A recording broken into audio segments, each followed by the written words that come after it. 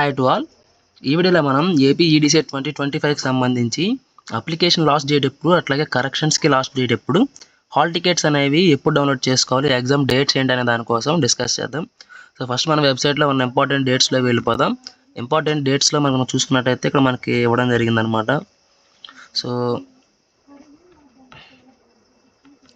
ఇక్కడ చూడండి, last date for submission of online application with late fee అనేది చూసుకుంటే 27th to 3rd 6 వరకు అయితే ఇచ్చారనమాట. సో ఈ డేట్స్ లోపు అయితే మాత్రం మనం విత్ లేట్ ఫీ అనేది పే చేయాల్సి ఉంటుంది.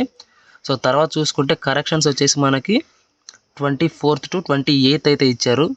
సో ఇది చూడండి, ఇది గుర్తుపెట్టుకోండి, 24th నుంచి 28th వరకు కరెక్షన్స్ అనేవి చేసుకోవడానికి అయితే ఉందన్నమాట.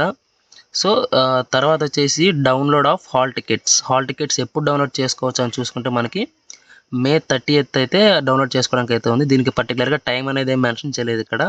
సో 30th రోజు ఏ రోజైనా కానీ మనకి హాల్ టికెట్స్ అనేవి వెబ్సైట్లో ఇవ్వడం జరుగుతుంది. So date and time of AP ఈడీసెట్ చూసుకున్నట్టయితే మనకి June 5th అయితే ఇచ్చారనమాట. June 5th 2 PM to 4 PM. So మనకి June 5th ఏ డేట్ అయితే ఉందో ఆ డేట్న ఆఫ్టర్నూన్ అయితే మనకి ఎగ్జామ్ ఉంటుంది. సో మనకి ఈ ఎగ్జామ్కి సంబంధించి హాల్ టికెట్లో మనకి ఏ సెంటర్ వచ్చింది అనేది మనకి మెన్షన్ చేయడం జరుగుతుంది. సో మనం అయితే చూసుకొని ఎగ్జామ్ సెంటర్కి వెళ్ళడం అయితే చేయొచ్చు. సో తర్వాత మనకి ఆన్సర్ కీ ఎప్పుడు రిలీజ్ అవుతుందని చూసుకుంటే June 10th అయితే మనకి ఆన్సర్ కీ అనేది రిలీజ్ చేస్తారు. సో దానికి సంబంధించి మనకి ఏమైనా అబ్జెక్షన్స్ ఉన్నట్టయితే మనం 13th June అయితే మాత్రం మన అబ్జెక్షన్స్ అనేవి రైజ్ చేయొచ్చు.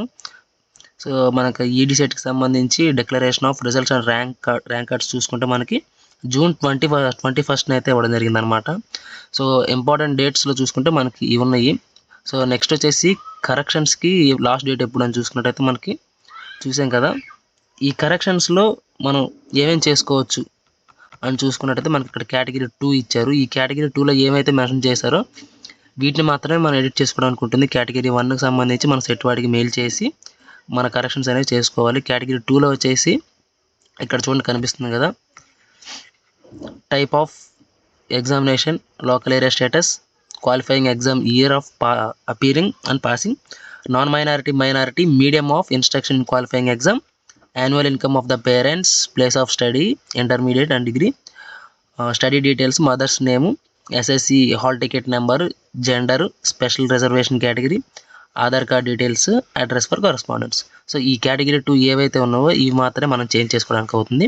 కేటగిరీ 1లో ఉన్నవి మాత్రం మనం సెట్ వాడికి మెయిల్ చేయాలన్నమాట. వాడికి మెయిల్ చేసి పర్టికులర్ రీజన్ మనం ఏం చేంజ్ చేసుకోవాలనుకుంటున్నాం అనేది, దానికి సంబంధించినటువంటి ప్రూఫ్ అనేది మనం సబ్మిట్ చేస్తే వాళ్ళు మనకి అది ఎడిట్ చేసి మనకి వెబ్సైట్లో ఇస్తారనమాట. మన డీటెయిల్స్ మన అప్లికేషన్ ఫామ్లో ఎడిట్ చేస్తారు. సో కరెక్షన్స్కి సంబంధించి డీటెయిల్స్ అయితే ఇవి.